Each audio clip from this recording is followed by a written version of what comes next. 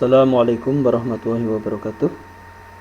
Anak-anak sekalian, pekan yang lalu kalian sudah mempelajari bagaimana menerapkan konsep mol dalam persamaan reaksi. Nah, maka kita akan melanjutkan materi pelajaran kita. Coba kalian perhatikan gambar ini. Ini ada orang yang sedang diinfus. Ketika diinfus, maka tekanan yang ada di dalam larutan harus sama dengan tekanan yang ada di dalam darah. Keadaan ini namanya keadaan isotonik, ya.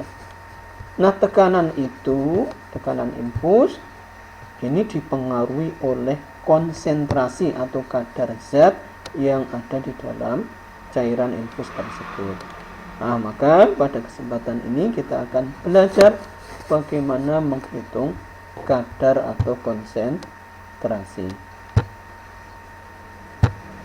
Cara menyatakan kadar yang pertama dengan molaritas, simbolnya M besar, yaitu menyatakan jumlah mol atau jumlah mol zat terlarut atau zarut dalam setiap 1 liter larutan.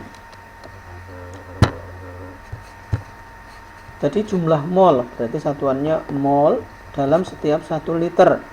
Satuannya adalah mol per liter atau molar. Simbolnya M besar juga, ya. Mol. Jadi bisa molaritas, bisa molar. Ini simbolnya sama, tapi maksudnya berbeda. Perhatikan, ini ada sebuah contoh. Misalnya ini yang biru ini adalah larutan CuSO4, ya. Larutan tembaga sulfat. Misalnya kita masukkan sebanyak 1 mol, kemudian ditambah air sehingga volumenya menjadi 1 liter. Maka kadarnya berapa?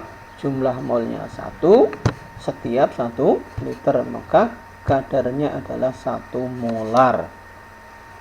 Nah, sekarang seandainya larutan ini yang kita buat, kita membuat larutan kedua, yang dimasukkan adalah 1 mol, tetapi air yang ditambahkan ini nanti untuk membuat larutan yang separuhnya, yaitu 500 ml. Maka lebih pekat yang mana? Airnya sedikit atau airnya banyak? Airnya sedikit atau airnya banyak? Lebih pekat yang airnya sedikit, ya. Berapa kali lebih pekatnya? 2 kali, ya. Nah, kalau ini diubah menjadi 250, lebih pekatnya menjadi berapa? 4 kali. 4-nya dari mana? 1000 dibagi 250, ya. Maka kita akan menarik kesimpulan secara umum. Tadi jumlah molnya G per mR. Nah, kemudian berapa kalinya itu tinggal volumenya. 1000 bagi 500, 1000 bagi 250, 2 kali 4 kali. Itu, ya. Jadi secara umum M sama dengan G per mR. mR ini karena kebanyakan yang dilarutkan itu adalah berupa senyawa. 1000 per V. Tetapi ini syaratnya apa? Masanya dalam gram, volumenya dalam mililiter. Nah, ini terutama volumenya dalam mililiter. Maka akan berlaku rumus seperti ini, ya. Contoh. Berapa molaritas larutan yang dibuat dengan melarutkan 2 gram NaOH ke dalam air sehingga diperoleh larutan volumenya 250 ml, RNA 23, ARO 16, ARH 1. Nah, kita tulis, diketahui G sama dengan 2 gram, Na23, O16, H1. Ditanya molaritas, ditanya M. G sama dengan apa? M sama dengan apa? G per mR kali 1000 per V. Nah, tapi M-nya belum ada, ya, MR-nya. Maka kita cari MR-nya dulu. mRNA-OH sama dengan ARNA tambah ARO tambah ARH, ya, temunya 40 SMA. Kemudian dimasukkan ke dalam persamaan tadi. G-nya berapa? 2 per 40 kali 1000 per 250, ya. 1000 per 250 itu berapa? 4 dengan 40 tinggal 1/10, ya. 2 bagi 10 0,1 0,2 M. 2 bagi 10 0,2 M. Kemudian contoh yang kedua. Berapa gram CaCl2 yang dibutuhkan untuk membuat larutan yang konsentrasinya 0,5 M sebanyak 250 ml air Ca40, ArCl 35,5 S. Jadi ketahui M sama dengan 0,5, 0,2, maaf saya belum sempat ngedit ya, 0,5 M, Ca40, Cl 35,5. Berapa gram berarti berapa G, ya. Jawab. Tadi rumusnya G sama M sama dengan G per MR kali 1000 per V. Pertama sama mencari MR dulu. MR-nya 2 ArCa tambah 2 ArCl. 2 kali 35,5 71 tambah 40 111 SMA, ya. Kemudian masuk ke sini. Belum diketahui berarti X per 111 1000 per 200 berapa? 5, ya. Sama dengan 0,5 M. Bukan 0,2, 0,5. X per 111 kali 5 sama dengan 0,5. X kali 5 berapa? 5X. Kemudian ini kalikan silang 0,5 kali 111, ya. Nah, kemudian kalau tinggal X saja ini dipindah ke ruas kanan kali menjadi bagi, ya. 0,5 bagi 5 1/10. 1/10 kali 211 11,1 gram. Kemudian cara kedua untuk menyatakan konsentrasi yaitu dengan fraksi mol, yaitu perbandingan jumlah mol zat terlarut dengan jumlah mol larutan, ya. Misalnya jumlah mol zat terlarut adalah N1. Kalau zat terlarut dalam contoh larutan tadi CuSO4, berarti zat terlarutnya adalah CuSO4.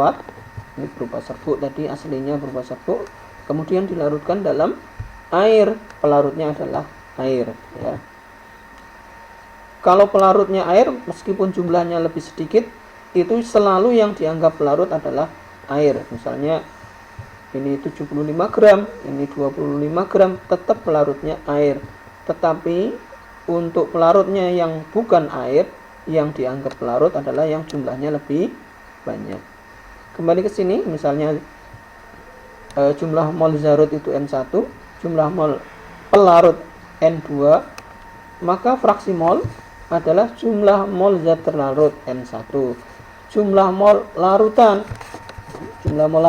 berarti jumlah mol pelarut ditambah larutan, berarti N1 tambah N2. Maka fraksi molnya X1.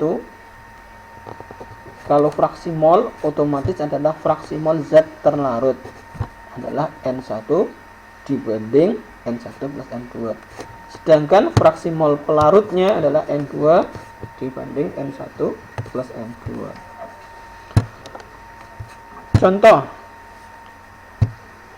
berapakah fraksi mol larutan urea yang kadarnya 20%, MR urean 60, MrH2O 18. Ya, diketahui kadar 20%, MR1, MR2, ditanya fraksi mol zat terlarut, ya. Nah, kalau seperti ini berapa gram tidak diketahui, ini kita bisa memisalkan dengan berapapun. Nah, kita cari yang mudah, misalnya yang mudah 100, ya. Jadi misal massa larutan itu 100 gram, kadarnya 20%. Berarti massa zat terlarutnya saja kalau 20% adalah berapa?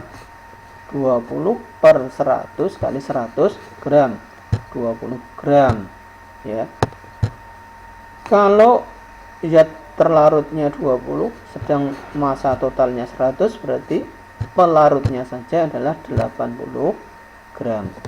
Kalau sudah ketemu G1, G2, maka kita bisa mencari N1 dan N2. 20 per 60 itu sepertiga, ini 80 per 18. Kemudian kalau sudah ketemu N1, N2, kita tinggal mencari X1. X1 sama dengan N1 per N1 plus N2 ya. Sepertiga dibagi sepertiga tambah 80 per 18. Nah, ini bisa dihitung langsung, tetapi mungkin lebih mudah kalian samakan penyebutnya ya. Misalnya menjadi 18 ya. Sepertiga menjadi berapa? 6 per 18 ya. 6 per 18 dibagi 6 per 18, 8 per 18. Ini yang bawah saja penyebutnya kan sama. Berarti bisa disederhanakan menjadi 86 per 18 ya. 6 per 18. Ini kemudian kalau dibagi kan bisa menjadi dikali menjadi 6 per 18 kali 18 per 86. 18 dengan 18 coret ke sana sehingga tinggal 6 per 86 atau 3 per 43.